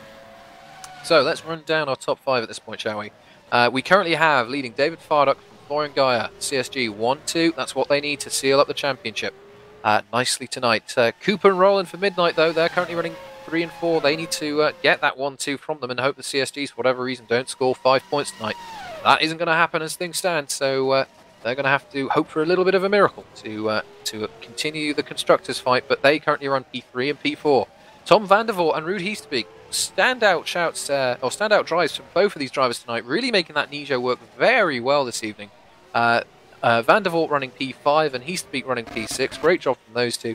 And Hawkeye, Kantonen and De Vries, they come in 7th and 8th places. Interesting normally the Hawkeye's actually been a very handy car, very quick. Evidently, Nijo, they've really been able to find a little bit of something, get a new upgrade on the car perhaps, and they've been able to really make it work. And effectively, they've leapfrogged Hawkeye in a big way there. So good stuff from the Nijo team. And rounding out our top 10 is Davidus Missilis for Red Archer, continuing to have a strong race, and he is followed a mere, let's see here, about 17 seconds behind by Kenny Lybeer, who rounds out our top 10 for Vodball. So a lot of 2x2 action going on, clearly showing that the cars which are quick are all quick, and the cars which are slow, well, unfortunately they're a bit slow, but also a few standout drivers in there as well. So a good race so far. We're about 2/3 the way through. We've still got a way to go, and we've still got a fair few pit stops to get through as well, so all to play for. Trying to look through to see if there are any close battles on track, but I think the closest one still is Gaia and Cooper, and at this moment it's not exactly a battle, so to speak, but worth noting that Gaia is approaching an ST towards the end of the back straight, so hopefully lightning won't strike twice. And it does not. It doesn't.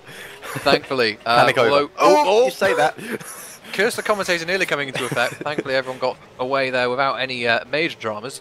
Just a medium drama, let's say. Certainly not what you want to be seeing when you're really focused on catching the car ahead and all of a sudden you've got a back marker coming onto your line. Anyway, everyone surviving that slight moment there through turn 12. Interestingly though, even before that little moment with traffic, I'm sure the gap's going to extend now because of the traffic, Gaia's starting to pull away now from Cooper. So clearly on this this stint, Cooper epically quick off the get-go with these fresh tyres, but evidently not quite maintaining the that grip factor, and he's losing a bit of lap time because of it. But as we've seen in a few races so far this year, one just teeny little mistake running wide onto a curb, we've seen it from a few drivers tonight in fact, you know, you can end up in a wall or end up in a spin, and well, that is your couple second advantage gone and then some. So consistency is the key. Will win you championships and it will win you races. So all these drivers really have to do is just focus on being as quick and as careful as they can, and they'll be scoring some good championship points this evening. Interestingly though, the gap between Guy and Firedock has remained constant at 17.6 seconds. So an interesting fact that both CSGs doing the same lap time, and now Cooper seems to be starting to fall off the back of Gaia. So I think that'll be music to Firedock's ears anyway, to try and build that gap, or that almost pit stop in hand. As Gaia there runs through turn 12 very nicely. Interesting to see actually. We certainly saw in some of the earlier races some drivers not going near those curbs at all. I guess with a little bit of added downforce, and well, also the fact these cars generate a heck of a lot more downforce, able to take the curbs a bit more aggressively, and Gaia well and truly proving that, and then some as he runs through long turn 16, 17, 18 into 19. Interesting to see there, actually. It looked like he had a little bit of understeer there as he's just getting to exit. Perhaps a sign that the tyres are ever so slightly starting to run out of life. But Gaia now has the back marker being Missilis, who is currently running in P9 to lap. And Calvin Hermser is just ahead of him as well. So a few more lapped cars to get out the way, and then a nice gap of fresh air. Almost, I'd say about 10 seconds or so again to run into. So Gaia clearly getting all the gaps he needs. Well, missed that one, I think. Did Firedock just pit cameraman extraordinaire? I think he just did. I don't know. I was watching cars and I was mesmerised by them going through sector 1. I do apologise. Well, there you go. Interestingly, though, Firedock has gone on to another set of primes. So clearly he's shown his hand. He's going to go, let's say if he can do 20 laps. That will take him actually to the end of the race. Of course, the regulation here is that if you use one of the wet tyres, well, that's fine. You don't have to use both dry sets of tyres, but he's going to have to pit again. So that might be something to watch. Interestingly, though, he has come out behind, admittedly only a few seconds behind Alex Cooper. So he didn't quite build up the gap he needed. He was about a 17 or so second gap, and he's 4.5 behind Cooper now. So putting out there, perhaps the CSG race engineer knows something we don't about the weather. Well, there you go. Perhaps they've been doing a rain dance. I won't lie. After the amazing racing we had at Monza and Formula Challenge with some rain, I would do rain dancing all the time. But but you never know. It does strike me as a bit perhaps silly that one of the CSGs would maybe, I don't know, overrun, so to speak, the prime tyres, and perhaps have to rush a pit stop at the end, unless they are just Fardock now are going to go hell for leather until the final lap of the race and maybe pit for options on the final lap. So the critical factor here, though, is the start-finish line is in fact right at the start of the pit lane. So you couldn't do something like, for example, Michael Schumacher did and serve a sort of race stop-go penalty and then cross the line in the pit lane. You can't do that. You've got to do obviously a full lap on the compound or on the other compound of tyre. So they'll have to pit in at the latest on lap 54. Put that option tyre on, run round it to do 55. So that could be a 20-odd second gap that they just give away there. Unless it is... Quickly dive you. Cooper is right on the tail of Gaia now for the lead. Ah, well, there you are. Good And spot indeed. it wouldn't surprise me if Cooper goes up the inside of Gaia into... Oh, no. Gaia is defending. He is. He's put himself in the middle. He's making Cooper do the hard work. He's trying around the outside. Unfortunately, can't make it all the way around, but... Cooper's critically, he's been able to use a bit of that runoff. He's stayed with Gaia. Gaia's now got the inside for turn 15. If he can launch it in there, yes, he can. Can he seal Cooper out and really show him the door? Yes, he can. Oh, no! Oh, a little bit too much gentle, a little less conversation, please. Oh, dear, that is... Well, that has pretty much handed Fardock that position. Oh, goodness me. I think that was just a slight difference in speed there. I don't think there was contact. Just looking at it again on the replay. I am doing the same. Perhaps it was just a case of a little bit too much tyre on the curb or anything at all, but a very rare mistake there for Slightly Cooper. heavy right foot, I think. Yes, indeed. And I believe... no, Fardock has not pitted. That is just a timing split, not updating quite quickly enough. The beneficiary, though, out of that unfortunate spin will be Gaia. He doesn't have to defend now. He can just focus on trying to go as long into the race as possible. He did 20 laps last time round. Can he do 20 this time round? We'll have to see. But I think, actually, now I think about it, the more deciding factor perhaps on this strategy from the CSG team is that, well, it just looks like the option tyre does not last. You know, I doubt they'll be able to get it 15 laps consistently. Perhaps they'll just do a quick 10-lap blast on the prime, put on that super sticky option tyre, and run home as fast as they can to the start-finish line. We'll have to see, though. But Fardock is certainly the beneficiary there. He's got a place over Cooper there pretty easily. The gap between Cooper and Fardock is 4 seconds, and that's going to be hard to make up, as we know that Cooper is going to have to pit in again. Well, Fardock is as well, to be fair. So it's actually not all over, when you think about it. Well, there Just you are. putting that out there. I can't remember what tyres Florian Gaia started on. Primes. Both were primes. So he's going to have to make one stop as well. They're all going to have to make one stop. Maybe Gaia's going to get the win? Well, that'd be something. I mean, at the end of the day, all CSG need are points to seal up the constructors tonight. Of course, it would help Fardock a lot to score a load of points tonight to really extend his lead over Redshaw. 13 points was that gap between himself and Redshaw going into tonight. But of course, with Lewis not being here this evening, any points at all will be of help. So you never know. It could be a controlled race from this point. Of course, from our point of view, wanting to watch a race, we want to see the top teams fight each other tooth and nail all the way to the very bitter end. But of course, when championships are at stake, you do have to be a little bit more, I don't know, sensible.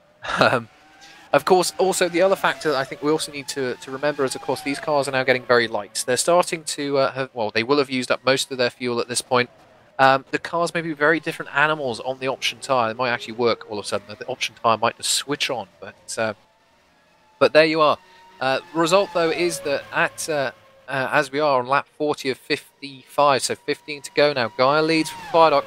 Alex Cooper, though, interestingly, he's gained 2 seconds on Fardock. He's still running in P3. Nick Rowland, he's still running around for Midnight in P4. And Van der Voort, in the first of the Nijos, is in P5. Cantonen, he's in the first of the Hawkeyes in P6. Easterbeek in the second Nijo, he's been passed. I would assume that's under a pit stop there. He is running in P7. Then you have Sven de Vries in the second Hawkeye, Dividus Marcellus in the Red Archer, and Fran Lopez for Kurno, still running in that Kurno car, rounding out our top 10. Currently, everyone back to 8th place has been lapped. So, with that, Gaia has now just pitted in on lap 40. So how about that? 20 laps in the first stint, 20 laps in the second stint. And that looks like it's going to be a nice stop. We'll have to see. Does he go on to the option? That's going to be the critical piece. Yes, he does. Now, this is going to be the interesting factor. Can he make them last? He seems to have a few extra laps on everyone else as far as tyre wear goes. Can he make these tyres now really work on the CSG? We don't have that far to go. as things stand, now that the weight has burnt off and the track is getting a little warm, and well, we don't have rubbering in, but rubbering in would be a factor in real racing. Yeah, it could be a fact now that these tyres all of a sudden work and they last. So Cooper now 6/10 behind Firedock. Goodness me, there must have been a drama that we missed, but Cooper right on the back of Firedock all of a sudden. What on earth has happened there? Oh, big lock up into turn 11, and I think we're going to have a mirror move here of the overtake earlier on in the race between Cooper and Firedock. A nice slipstream, and will Firedock have learned that trick to defend early? We'll have to wait and see, but drama there. Where has that 4 seconds gone? Obviously, I think Alex is going to need to be right on the back of Firedock's car coming onto the back straight, because I think Cooper is running a lot higher downforce, or a lot shorter gearing than what Firedock is. So, going to want to get a move done into that braking zone at the end of the back straight. He's going to need to be literally on the rear diffuser of Firedock. Yeah, absolutely. So as mentioned earlier, these cars are running the same engine. And by the looks of it, they've got fairly similar gearing, but it does appear that downforce is the differentiator at this point. Cooper clearly much quicker with a bit more wing. But doesn't have that straight line speed, so can't really take that turn 12 opportunity. Result is, though, that Firedock leads on that 42 of 55. He needs to pit both of these drivers. Actually, no, Cooper doesn't have it, does he? Ooh, that's fascinating. So he started on the option. Ooh, well, Firedock definitely has to pit. He has to stick on that option tyre, which his teammate has already done. His teammate being Gaia on that option tyre. I can see what lap times he has been doing. As conveniently the time disappears from my screen here, but Gaia, he is 10 seconds back from this scrap. So, yes, it's certainly going to be one to watch, because all of a sudden the competing strategies, they start to intermingle right at the end of the race. Another retirement, though, to inform you of. Boyd Bryson, unfortunately, has retired. The car didn't quite see what happened there, but unfortunately to lose another car from the race. I think Cooper is still slightly too far back to challenge for... Oh, no, as I say that, he ends up being perfectly close enough and goes through. So forget what I say, I know nothing. Well, there you are. So are we going to have a scenario now where we have Firedock in the guise of Rosberg with very fast tyres? Can he get through traffic and such and try and take the win in the dying moments of the race? We're at 3/4 complete now, and he's going to have to pit fairly soon, I would have thought, to really get the benefit of that option tyre. I have to see what his teammate has been doing. Ah, that's his outlap, so we'll ignore that. But we'll have to see how the CSG is on its option tyre. Perhaps they haven't been able to make the option work here, and as a result, they're not running it, or they're going to run it as little as possible. Anyway, interesting end to the race, it seems to be, will be forming out. Critically, though, CSG are still, as if things were to finish now, as things stand, they would still score enough points to seal up the championship. So, unfortunately, it's not quite gone to plan for midnight. They've not got that 1-2, and unfortunately the luck hasn't been with them either, but we've still got a way to go. We've got 12 more rotations of this 5.5 kilometre circuit to do, so there's still opportunity for a mistake to be made and a hit to have some serious ramifications. Given the current standings, I don't think the midnight guys can be disappointed with what they've achieved. I mean, they're running P1 and P3 at the moment. There's not much more they can do. It was always going to be against them going into this race, and they've performed immaculately so far this race, apart from the spin by Cooper.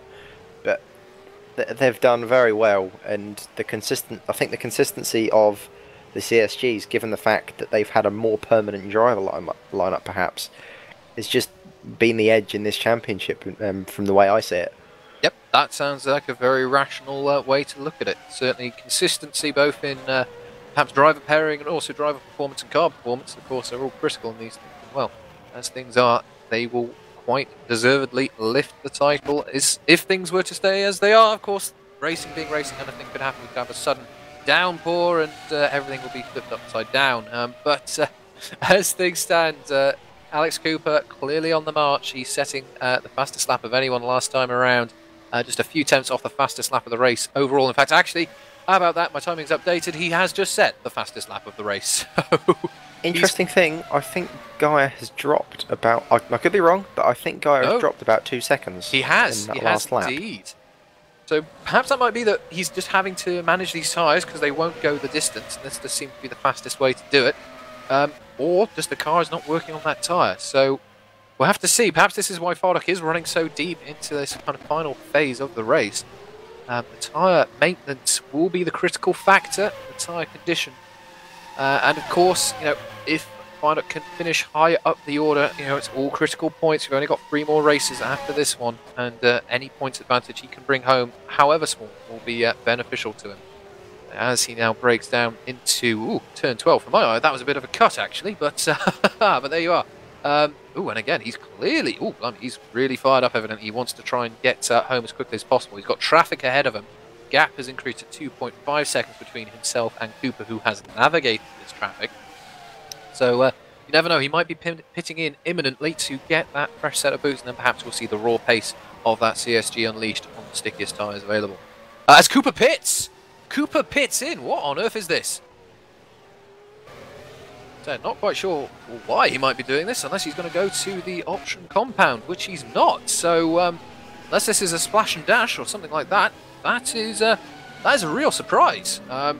He did, of course, pit first, and he might just be trying to get himself home. But I would have thought with so few laps to go, he might be able to just make that option tyre work again. But you never know. Perhaps because the weight's burnt off and the track's got hotter, the option is not working as well as it might have done earlier. Anyway, beneficiary, though, has been Gaia. He's retaken 3rd place, but only just. So here's going to be the interesting fact. Can Gaia on warm and, well, run-in option tyres start to make a gap to Cooper, or can Cooper start to reel it in? Beneficiaries, though, are going to be Roland and Fardock. They now don't have to worry about fighting anyone. And goodness me, Fardock just caught an eye on it, a glimpse of him there, coming out of turn 11 onto the back straight, all sideways there, getting all of the power down and then some. Perhaps too much to actually put down on the track. But anyway, he gathered it in, and he's making his way at quite a pace. He's really evidently on full attack mode. He's just making his way by Tumala there as a back marker as he runs through turn 13 there. So clearly fired up. Perhaps he might be just building himself up for that in-lap, or this may be his in-lap. We will have to see. He's going to have to stop again. It takes about 21 or so seconds by the looks of it to go in, get some tyres, and get out again. Critically, the gap between himself and Alex Cooper at this point in time is 17.7. So there you go. It's going to be, I think, right down to the wire if he does it at all. So he's going to have to pit. We'll have to see if Cooper can make any inroads. It's going to be interesting to see what Roland does as well. Whether Roland perhaps with his slightly more Jensen Button driving style, should we say, more gentle on the tyres than Cooper. See if Roland can go to the end on these tyres as well. Yeah, it is certainly. It certainly is. So I was expecting. Okay, you've got this different tyre strategy. Perhaps it'll be a case of each driver is all of a sudden on, you know, the option tyre, say in CSG's case, or the prime tyre in Midnight's case, right at the end. But no, it seems to be very different between the drivers. Their driving styles, I think, of course, contributing to that fact. You know, we saw early on Roland was able to make that option tyre last a bit longer than Cooper. Oh, I just heard a big smash somewhere. Didn't quite catch where that was, but someone just ran into the wall pretty heavily. It's just seeing if anyone has stopped. Not by the looks of it, so if it was a glancing blow anyway. But no, it seems that the driving styles really played a huge part today, just keeping those tyres lasting. And I think just the tyre life tonight's just been a little awkward for the teams, just trying to get the fewest stops in as possible. And by the looks of it, well, as it stands, CSG are still leading, but we know Fardock must pit in again. Interestingly, though, Cooper, he's gained about half second on this last lap on the new prime tyre, but that would still be enough, actually, to be fair. That would still be enough to jump ahead with a 4 or so second gap once Fardock pits. So, yeah, this is interesting. I'm surprised that Fardock is still running around, unless he really cannot make that option tyre work. He is setting himself up to literally jump in, get a set of new option tyres, and then just finish the race. Ah! Roland in the pit and has gone for option tyres. So there you are. There's that hand well and truly played. He has gone for the option, so he's doing the opposite thing to Cooper. Now, critically, Cooper and Gaia have just passed him. And by the looks of it, Cooper's making a move on Gaia. But Gaia covers it into turn 1. But Cooper well and truly up on the gearbox now of Gaia. Clearly, this one is not over and done with. The gap is 16.5 seconds now from Gaia to Fardock. And Cooper, my word, it looks much, much better on this prime tyre. much tighter lines, much more momentum through the apexes. Clearly that Midnight is, well, again, coming alive on that prime tyre. Guy needs to be ever so careful. He's got two choices here. He can really push and perhaps exploit the speed in those softer tyres, but he may end up then hitting the cliff at the end of the race. Yep. But if he backs off too much, he will probably get overtaken by Cooper, and then he'll drop out the slipstream, and that will pretty much be game over. For my eye, that's already happened. He did get quite a good exit into turn 11. Oh, they've both gone very deep.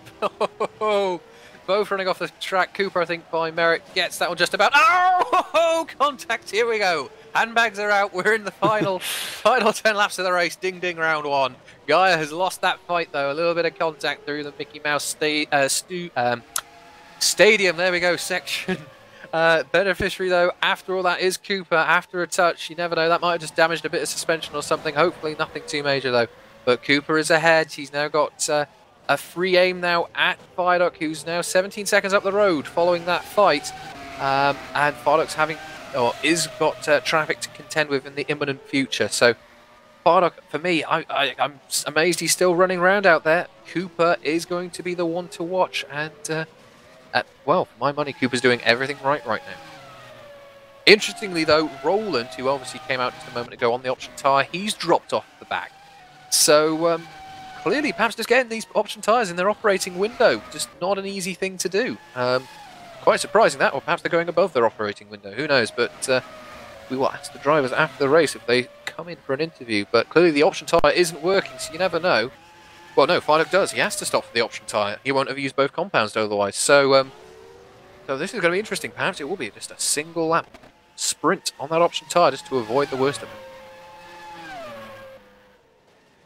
Anyway, as Viaduct now runs into turn 15, that car, it looks as starting to get, lock-ups here and there. I mean, there's a little bit of camber there, to be fair, into turn 15, so it might have been just the track pulling away from the tyre, but certainly starting to see a little sort of whirl up of understeer there through turn 19. I think the tyres are starting to go away now on the prime tyres here, so yeah, this is going to be interesting. This is, I think it is going to be Cooper's to lose. The gap is 17.6 seconds. It has actually extended over the last lap. Yes, because Viaduct was a whole second quicker. So, goodness, all to play for. But as I said a moment ago, Viaduct now has traffic to contend with, and quite a lot of it. He's got 3 cars in the first sector with him, and then he's got 7 or so cars. All up ahead of him, or just ahead of him in the second sector. So this could be some critical traffic. If they get out the way nice and quick, you never know, he might be able to get by him and not lose too much. Calvin Herms are there, getting out the way nice and early. That will help Viaduct a little bit as he gets himself down into turn 11 there, through there pretty nice and cleanly. How interesting, though, the gap is actually ever so slightly extending now between Cooper and Viaduct. Last time around, they actually did pretty much identical lap times, but looks like Cooper hasn't been able to continue his pace on the prime tyre. He might be navigating through traffic, see where he is on track. Oh dear, Viaduct getting a little bit held up by an ST. Yep. I'm not sure if that was for position between the ST and the Woods car, but I think that was possibly a case of too many cars to focus on. Yes, I think so, and that is actually for position.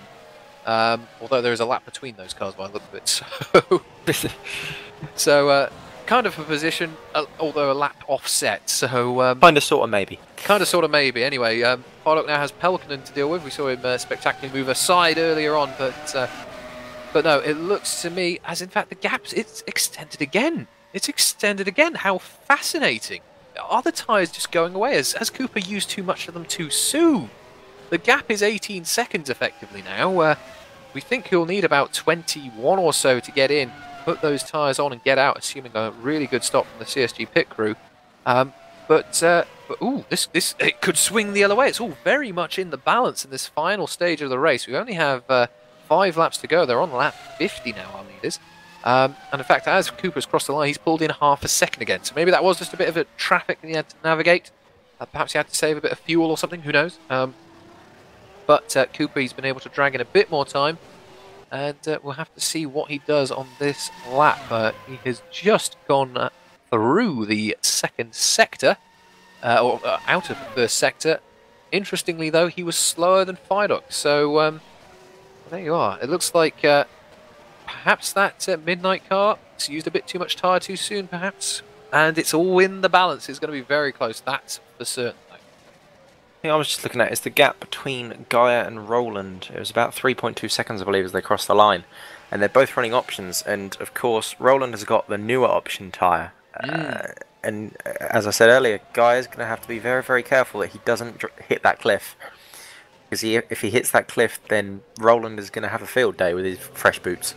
He is indeed. And it'll bring him up into 3rd place, which will help obviously score some more points. But as mentioned, all CSG need a 5, and they'll certainly score that if things were to finish as they are now. But we're on lap 51 now of 55. We are nearing completion. The gap as they cross the line there, we're just waiting for Cooper. Yep, he's gone across. It stayed the same, 17.5. So how very interesting. So Cooper now has to deal with the traffic that Fidok dealt with a few laps ago. So that might slow him down a bit.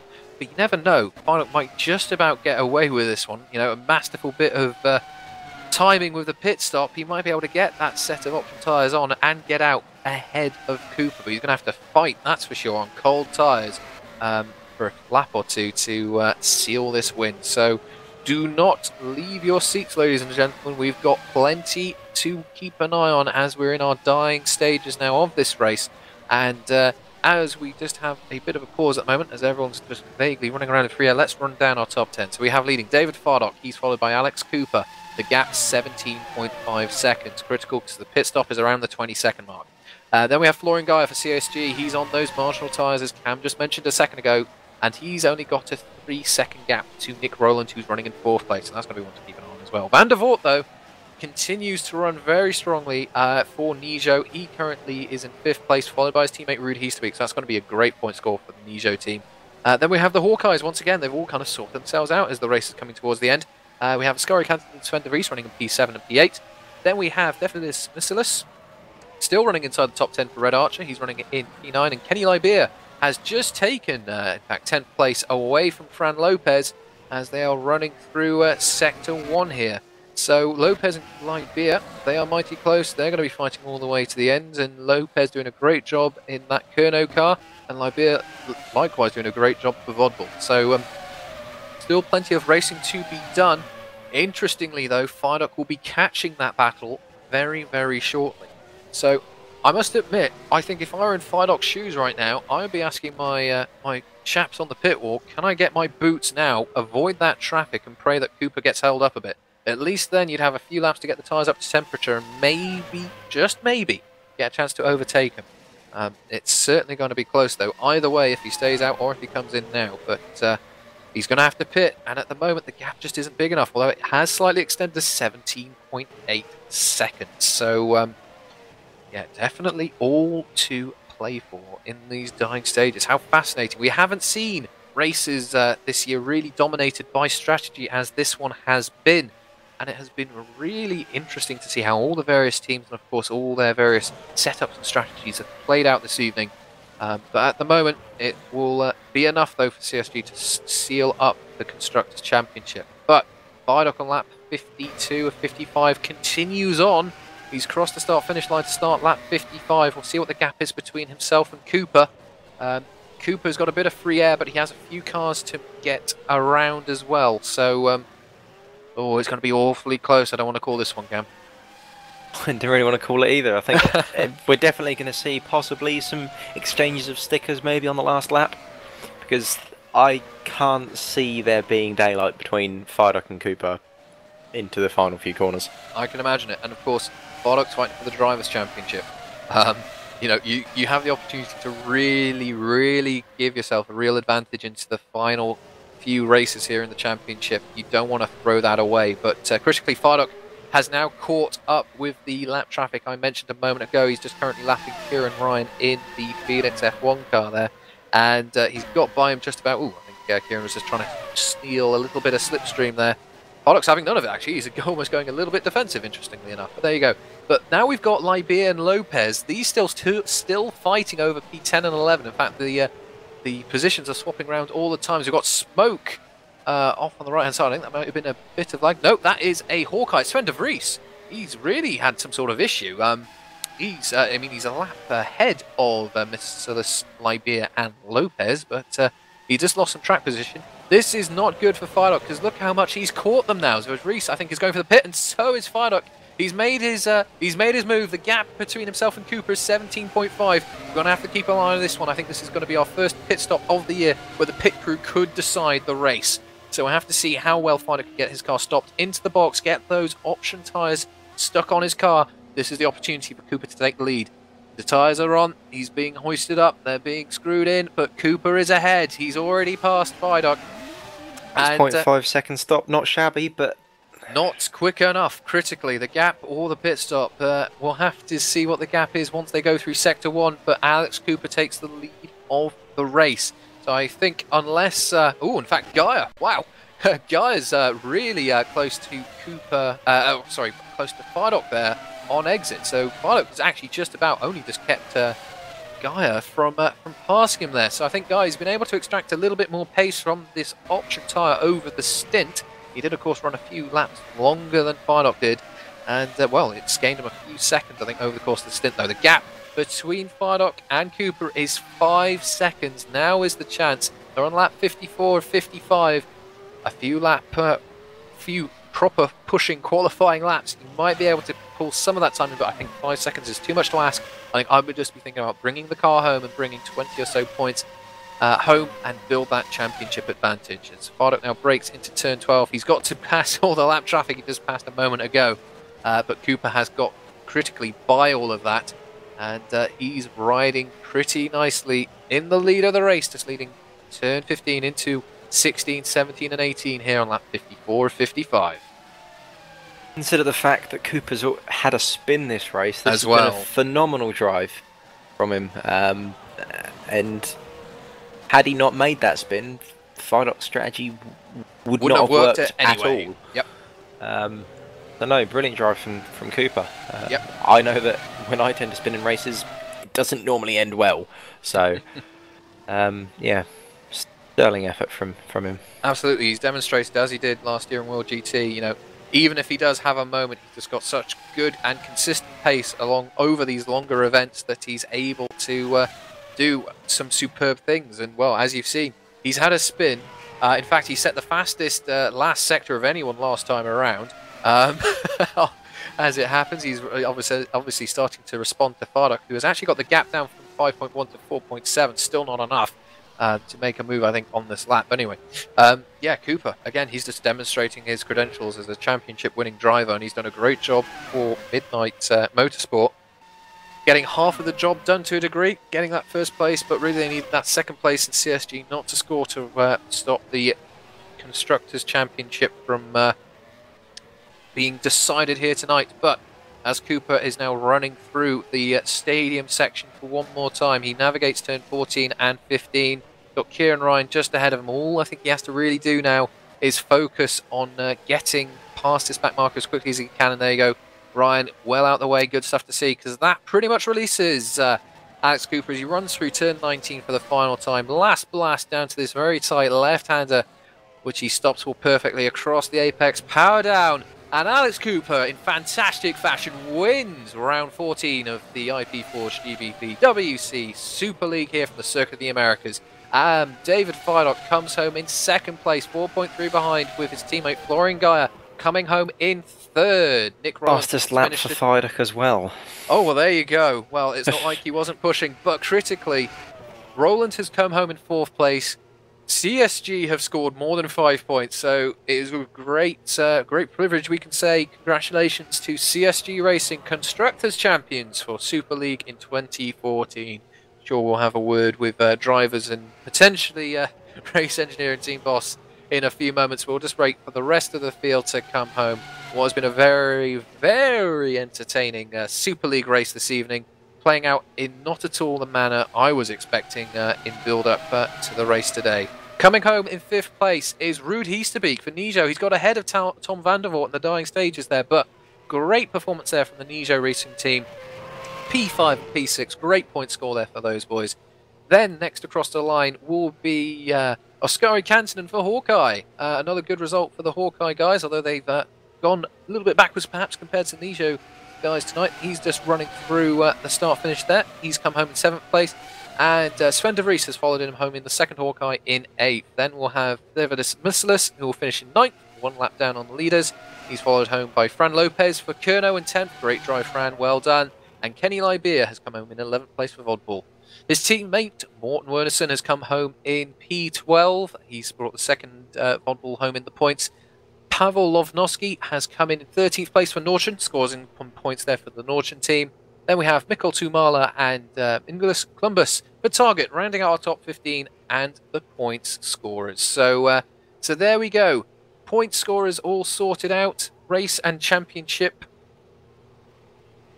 Right, and now that everyone has come home, parked up, and well and truly start celebrating, we have got not only our race winner being Alex Cooper, we have David Fardock, Florian Geyer, and Mr. Lewis Redshaw being team rep for CSG this evening. Welcome, gentlemen.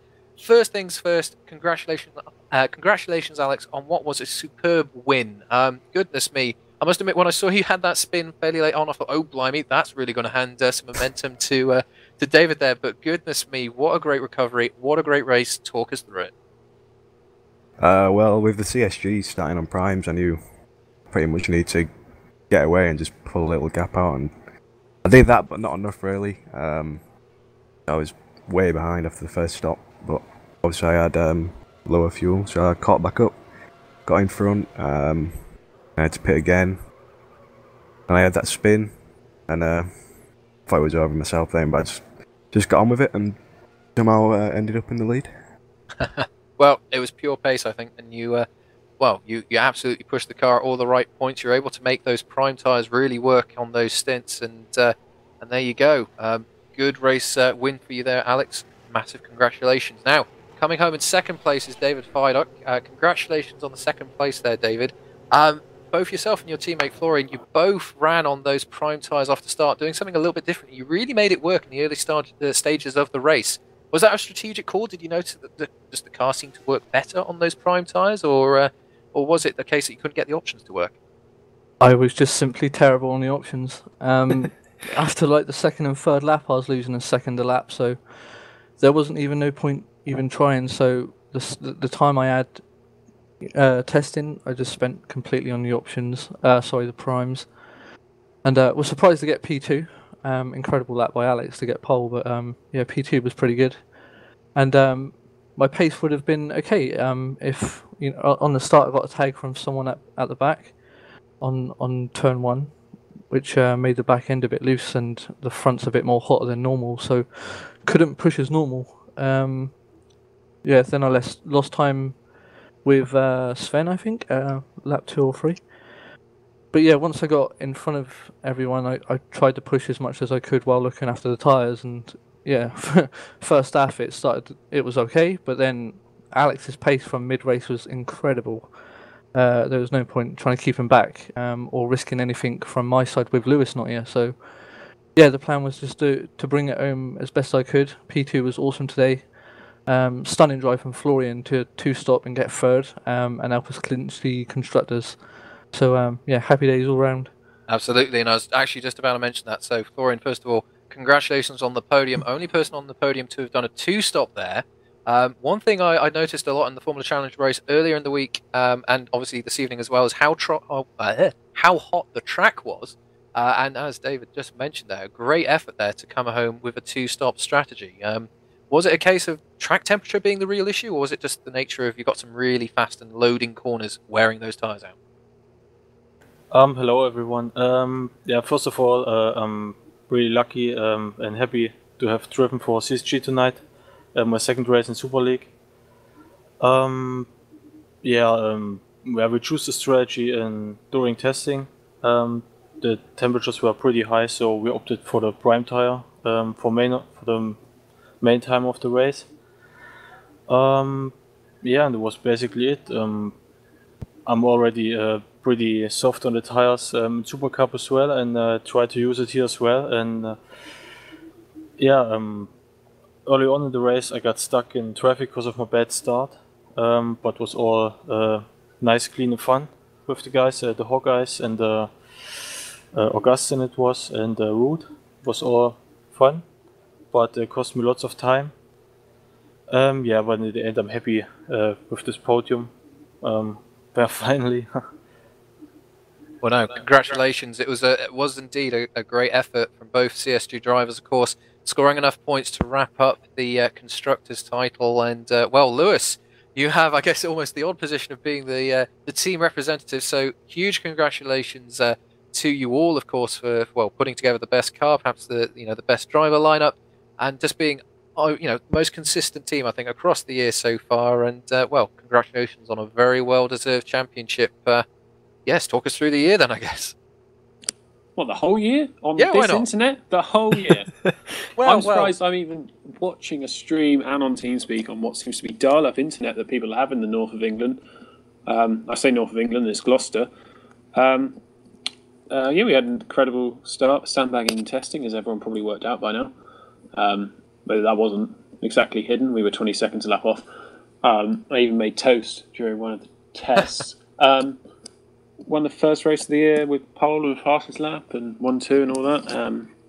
And we've just been really consistent. We've pretty much had, I mean, the only time we didn't really have two cars on the podium was when we had an incident between each other and I got knocked out. And obviously in Spain when the Midnights were really strong on upgrades. But yeah, two cars on the podium every race. And Midnight obviously had their double DNS with a couple of races and obviously the Ranieri situation making a bigger gap. But it's just been a really solid year. I think we've all had our ups and downs within the team and we've all come out all right. I don't know what the situation is going to be moving forward now to the end of the year and for next year at all. But I think it's good. It's annoying that obviously I'm not racing on this day when we clinch the championship and Dave's not around much. So that's kind of annoying, but it was always going to happen. So well, I'm glad we've managed to do it. Oh, well, good stuff. And, well, thank you all for being here. Obviously, that's one of the two championships sewn up now for Super League. And, of course, Lewis and David and, of course, the rest of our top 10. Well, actually, in fact, everyone, I guess you could say, will be fighting out to try and finish as highly as they can in the Drivers' Championship. I guess to a degree, Cam, that you could say that since the Teams' Championship has been sewn up, you could almost let your drivers run a little bit loose. But since we've got 3 races to go, I think as the CSG guys have proven, I think it's going to be more a case of consistency and scoring points will be order of the day rather than being aggressive and just trying to win the race on that one. Yeah, exactly. I mean, a minute ago I was just thinking perhaps now CSG have wrapped up the title, maybe give some of the young guns like Flo more regular chances in the car. But then I thought, hang on a minute, there's still a Drivers' Championship to sew up. No, it takes a little bit of pressure off for Lewis and David. Obviously, they're both now going at it for themselves, so to speak. So maybe the racing might get a little bit more intense between the two of them. Now they know that perhaps they haven't got the team to think about so much. But obviously they've still got sponsors to please, still got team managers to please. So they obviously can't go too AWOL. Absolutely, and as you say, it may be a case of just being well, perhaps a little reserved. I mean, we have 3 more races. The first of which will be in 2 weeks' time. We'll be racing at Abu Dhabi, followed by a round in Japan at Suzuka, and then we'll be rounding out the year, of course, in Interlagos in Brazil. So still plenty of laps to be run and tracks to be raced. So there's still plenty of opportunity for this championship to have a few more twists, turns, and dramas as we advance. But anyway, I'd like to thank everyone for joining us in the commentary box. Thank you very much, guys. Again, huge congratulations to the CSG team for sealing the Constructors' title tonight. If you've liked anything that you've seen tonight, you can join in yourself by jumping on to GPVWC.com, signing up to the website and the forum, and you can get involved. We've got Formula Series racing, as you've seen tonight, going from Formula BMW up to GP2, up to Formula 1, you could argue it here in Super League. But we've also got a real mix. We have the Masters Series, Open Wheel, Tin Top, Classic, and Endurance Racing. And then we have things like WSS, which is Porsche style flat 6 or sprint racing. And then, of course, you've got the ITC, which is our International Touring Car Cup. And in fact, that will be our next action next Monday. We won't be going too far from Austin. We're only going a few hundred miles over to Monterey in California to the legendary Laguna Seca, where we'll have 3 ITC races over what I'm sure will be an equally interesting, intense, and drama-filled series of races. So anyway, Cam, anything you'd like to add just before we wrap up the broadcast tonight? I'd just like to say congratulations, obviously, to CSG on getting the title, but also congratulations to everyone who raced tonight. I mean, for the most part, tonight was possibly one of the cleanest races I've seen in a long while. And I know that, obviously, it's supposed to be like that, but it doesn't always happen. But the lap one was sublime to watch. Barely any contact. Everybody was clean, and everybody seemed fair. So no, superb evening of racing from everybody. Absolutely, and I second that. Proof to show that Superleague is full of the creme de la creme of our drivers here at the GPVWC, and you can see that well, championships can be won through consistency and all the hallmarks of any race series. But anyway, I'd like to second what Cam has just said there by congratulating CSG once more, and well, thank you all, of course, for watching. I hope that you've enjoyed the broadcast tonight. And as I just mentioned, there's plenty of racing to be had at the GPVWC, so if you're at all interested, give us a look. Anyway, with that, I'd like to thank Cameron Brewster for joining me on comms, but also doing the cameras as well, so thank you very much, sir. Problem. It's been an absolute pleasure, and I'm thoroughly knackered from it. I can imagine multitasking and all that, but anyway, I will now shut up my mouth and end by saying thank you very much again for watching. I hope you've enjoyed it, and we will see you next time out on the racetrack.